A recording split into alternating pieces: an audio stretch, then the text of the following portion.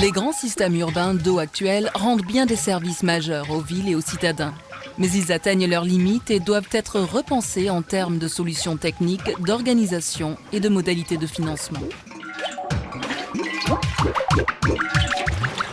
L'existence même de la ville impose que des dispositifs efficaces et opérationnels existent pour mettre à disposition de tous de l'eau potable, éviter le contact entre les citadins et les eaux souillées, gérer efficacement les eaux de pluie, limiter les risques d'inondation, etc. Depuis 150 ans, de gigantesques dispositifs ont été construits dans les villes des pays développés pour atteindre ces objectifs. Ils offrent aux citoyens qui en bénéficient un niveau de confort extrêmement élevé pour un coût qui reste finalement très acceptable. Pourtant, ces infrastructures doivent évoluer. Elles ne règlent pas tous les problèmes et en posent de nouveaux.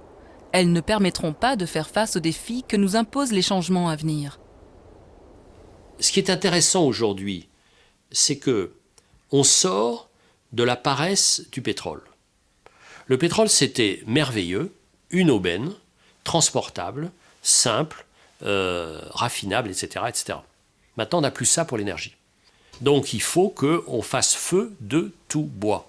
Et même ce qu'on considère comme du bricolage, il faut l'intégrer. Donc, il faut qu'il y ait en même temps. Il faut qu'il y ait de l'éolien, il faut qu'il y ait de l'hydrolien, il faut qu'il y ait de l'hydraulique, il faut qu'il y ait un peu tout, il faut qu'il y ait tous ces outils, il faut qu'il y ait du dessalement, il faut qu'il y ait un peu tout en même temps. Donc, l'eau, c'est possible.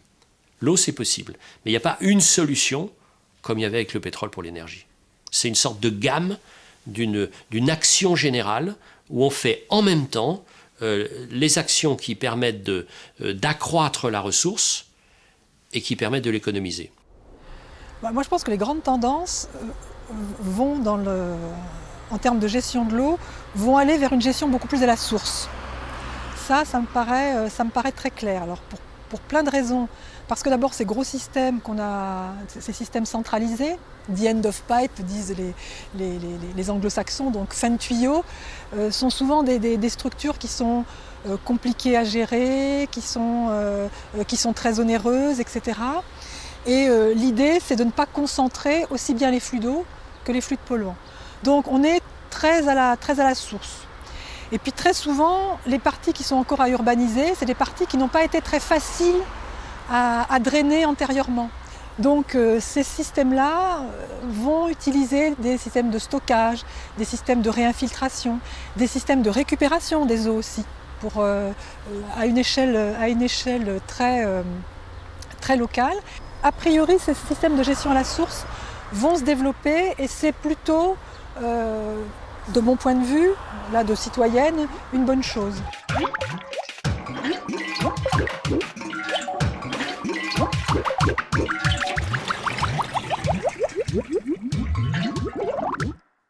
J'ai vu ce qui s'était passé à Alger. Alger, jusqu'à une date assez récente, souffrait de coupures d'eau terribles. On imagine dans une ville où 6 mois par an il fait très très chaud ce que c'est de ne pas avoir d'eau. Et au milieu de la nuit, de temps en temps, il y avait des gargouillis, on savait que l'eau arrivait. Qu'est-ce qu'ont fait les autorités algériennes? Eh bien, ils ont fait les deux, c'est-à-dire ils ont essayé d'économiser la ressource, par exemple en réhabilitant les réseaux de distribution. Parfois, il y a 70% de fuite. 70% de fuite. Donc avant d'accroître la ressource, il faut essayer de l'économiser. Donc ils ont fait des tas de choses, ils ont essayé de curer les barrages, voilà. Et en même temps, ils ont accru cette ressource en faisant des forages et puis en dessalant. Donc c'est assez exemplaire des nouvelles stratégies. C'est-à-dire, il n'y a pas une recette. C'est vrai que dans les temps anciens, on a toujours considéré souvent une seule source d'eau potable, la plus propre possible, si possible pour la population. Aujourd'hui, on considère que la ressource en eau, c'est toute l'eau qu'il y a sur le territoire. C'est pas seulement l'eau de la nappe qui est plutôt de très bonne qualité, mais ça va être aussi l'eau de l'ensemble des ruisseaux, ça va être l'eau de pluie qui tombe tous les jours. Ça va être toutes ces eaux en fait qui ne sont pas forcément maîtrisées complètement par des techniques, mais qui sont à notre disposition et qu'il faut qu'on utilise aussi pour notre ressource en eau de demain. L'héritage de notre organisation a conduit à dissocier, cloisonner, disperser l'action des protagonistes du cycle de l'eau. En resolidarisant ces statuts éclatés, en considérant que l'eau n'est jamais usée mais utilisée pour les transports des matières qu'elle rencontre, en acceptant que l'eau soit un bien partagé, un véritable changement d'appréciation s'opère. Il permet d'imaginer de nouvelles solutions. Avec des échangeurs, la chaleur des eaux usées peut être récupérée pour chauffer un immeuble ou une piscine. Les eaux domestiques sont chargées en azote et en phosphore, des engrais qui peuvent être utilisés pour l'irrigation. L'eau, en s'évaporant, absorbe de la chaleur. La conserver sur ou sous le sol des villes permet de les rafraîchir et de lutter naturellement contre les canicules. Stocker les eaux de pluie sur une terrasse végétalisée ou dans une noue est un moyen efficace et économique de climatiser la ville et d'y réintroduire la nature.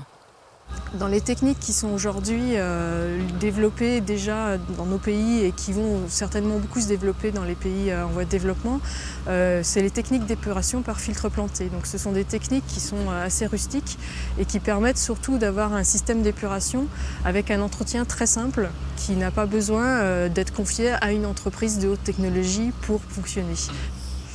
Le développement de ces techniques-là, en tout cas de filtres plantés dans ces pays, c'est aussi un développement qu'on imagine revenir vers nous, puisque nous, ce sont des techniques qu'on commence à réimplanter en France notamment, on l'a beaucoup fait en Allemagne avant, pour des toutes petites collectivités qui, comme ces pays-là, n'ont finalement pas beaucoup de moyens à mettre pour investir ou pour entretenir.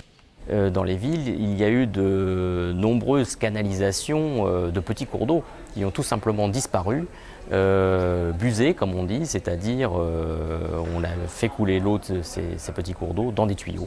Et donc là où on le peut, eh bien, il faut rouvrir les rivières, remettre les rivières à ciel ouvert là où on le peut. Alors en ville c'est compliqué parce qu'on a très peu d'espace. Et donc il va falloir trouver des solutions multi-usages. Là où on recrée une rivière, eh bien peut-être qu'il faut en profiter pour faire un lieu de promenade. Donc ici par exemple, dans cet espace public qu'on a créé avec une zone d'habitat, on a créé une zone qui est une zone d'infiltration des eaux pluviales. Donc on a réussi en fait à mutualiser des espaces et à faire en sorte que ces espaces qui au départ n'étaient dédiés qu'aux loisirs, qu'à l'espace public, servent aussi en fait d'exutoire pour les eaux pluviales et permettent la réinfiltration de ces eaux pour qu'elles rejoignent la nappe et qu'elles nous servent à nouveau de ressource en eau une fois qu'elle est tombée. Toutes les eaux pluviales arrivent dans ce parc avec il y a une espèce de grand canal, c'est-à-dire une grande noue sauvage qu'on veut, qui s'évase petit à petit dans ce bassin qui est là et qui va finir dans un endroit où on a fait une espèce de grande mare avec tout un tas de végétaux qui font de la phytoépuration de manière à restituer au milieu de l'eau filtrée par les plantes. On collecte l'eau de partout, on l'amène, on l'achemine dans ces noues et ces espaces verts et on la réinfiltre dans le sol. Tout compte fait, on réinvente quoi? On réinvente le fossé de la route départementale en fait. On réinvente des techniques agricoles, des techniques connues qui ont toujours été pratiquées. On les réinvente, on les réintroduit dans la ville. Alors, et du coup, on a un paysage, j'aime pas ce mot-là aussi, mais un paysage utile. En fait, on superpose différentes fonctions. On a à la fois une fonction de collecte des eaux pluviales en surface, et qui va être meilleure parce que l'eau est beaucoup plus oxygénée, donc les bactéries sont beaucoup plus vivantes et pour l'épuration, etc., c'est beaucoup plus efficace. Donc cette eau est en surface, elle est visible, elle est valorisée. Ça c'est aussi important, parce que quand l'eau est cachée, on met des saletés dedans, ça ne se voit pas.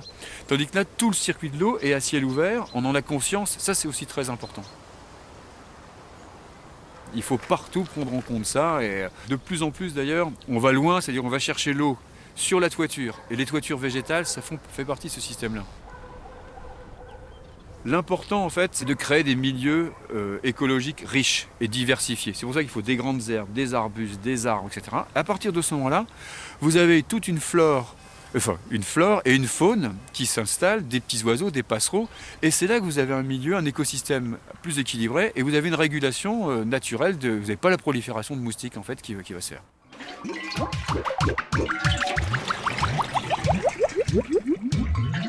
Les freins, c'est qu'on a tendance à reproduire ce qu'on sait faire parce que ça rassure. Les municipalités qui essayent d'innover, il faut qu'elles soient assez courageuses. Très souvent, elles n'ont pas forcément les financements parce que les assureurs ne vont pas forcément suivre ou ça sort des habitudes ou des choix. Donc, il faut quand même être assez volontaire, voire volontariste pour pouvoir le faire. Les autres freins, c'est aussi qu'on a une économie qui fonctionne, des métiers et des savoir-faire en place. Donc ça veut dire transformer les métiers Et à ce jeu-là, il y a des gagnants, il y a des perdants. C'est-à-dire que vous ne vous inventez pas récupérateur d'eau de pluie dans des cuves quand vous avez fabriqué des tuyaux en fonte avant. Ce n'est pas les mêmes métiers, ce n'est pas les mêmes savoir-faire. Effectivement, je pense que dans l'avenir, il va falloir sans doute avoir une organisation et de la recherche et de l'organisation des acteurs de la gestion de l'espace et des territoires qui soit sans doute décloisonnée. L'eau va être de plus en plus rare. L'eau va être de plus en plus polluée parce qu'il va y avoir de l'urbanisation qui va s'accélérer, une concentration des êtres humains dans des espaces les plus restreints. Donc, ces services-là seront de plus en plus importants, de plus en plus nécessaires. Donc, toutes les entreprises qui offriront ces services vont avoir là des gisements de croissance sans égal. Et il est clair que ce qu'on appelle la croissance verte commence, mais ce n'est qu'un début, et que ça sera une des grandes couleurs de la croissance de demain.